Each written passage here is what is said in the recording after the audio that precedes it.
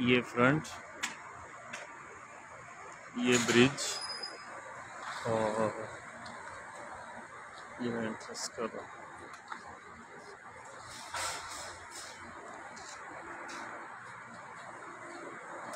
ये एंट्रेंस है, ये रिसेप्शन है, सिटिंग एरिया है इधर से, और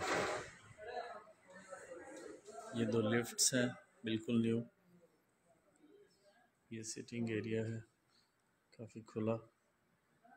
ये सामने खाने के लिए जगह है, लेफ्ट साइड पे खुला एरिया है खाने के लिए, बैठने के लिए, और ये वॉशरूम है।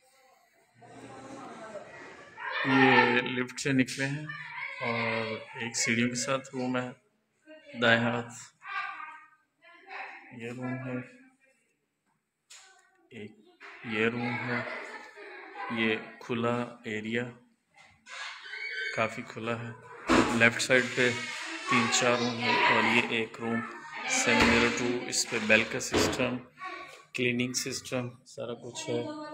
Clean up, please wait, don't disturb.